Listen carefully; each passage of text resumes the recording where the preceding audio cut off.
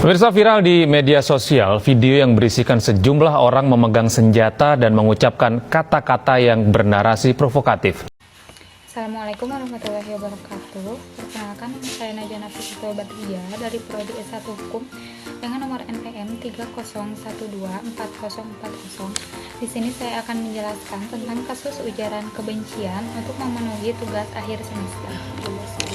Jadi pelanggaran hukum yang terjadi pada kasus ujaran kebencian meliputi yang pertama Undang-Undang Informasi atau Transaksi Elektronik Undang-Undang ITE, yaitu pada pasal 28 ayat 2. Pasal ini melarang setiap individu untuk menyebarkan informasi yang dapat menimbulkan kebencian ataupun permusuhan antar individu ataupun antar kelompok masyarakat berdasarkan suku, agama, ras, dan antar golongan.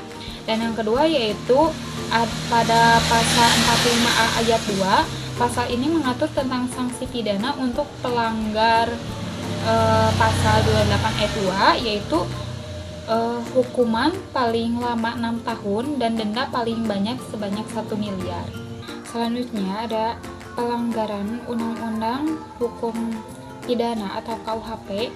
Pada pasal 156 KUHP, pasal ini melarang untuk menyebarkan informasi yang dapat menimbulkan kebencian ataupun permusuhan antar individu ataupun kelompok.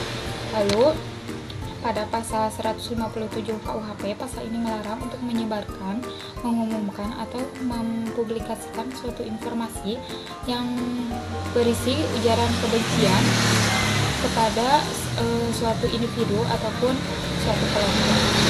Lalu yang ketiga ada pelanggaran Undang-Undang Nomor 40 Tahun 2008 tentang penghapusan diskriminasi ras dan etnis, yaitu pada pasal 16. Pasal ini melarang seseorang untuk menyebarkan ujaran kebencian kepada orang lain berdasarkan ras dan etnis.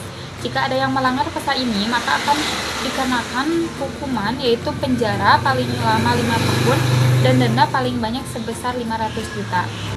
Peraturan bersama Menteri tentang ujaran kebencian.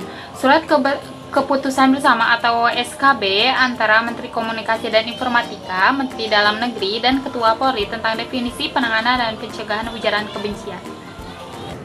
Putusan pengadilan terkait kasus serupa. Berdasarkan hasil persidangan, hakim biasanya memberikan putusan yang biasanya berupa yang pertama pidana penjara.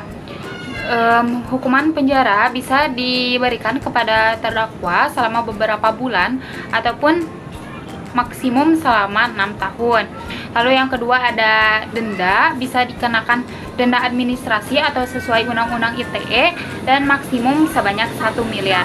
Lalu yang terakhir ada hukuman, ada putusan hakim berupa pembebasan atau hukuman percobaan. Jika terdakwa terlihat menyesali perbuatannya atau perbuatannya dinilai tidak berbahaya, maka terdakwa bisa diberikan hukuman berupa pembebasan bersyarat ataupun hukuman percobaan. Selanjutnya ada rekomendasi perbaikan regulasi. 1. Definisi jelas. Beri batasan antara memberikan kritik, berpendapat, dan ujaran kebencian. 2. Pertimbangkan konteks dan niat, sertakan analisis niat dan dampak penilaian hukum.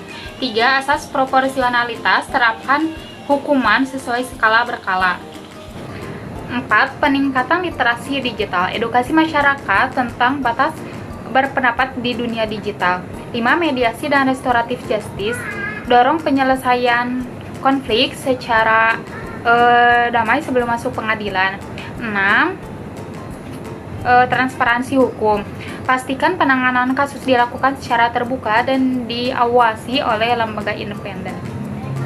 Sekian dan terima kasih. Mohon maaf karena masih banyak kekurangan. Saya Najwa pamit undur diri. Wassalamualaikum warahmatullahi wabarakatuh.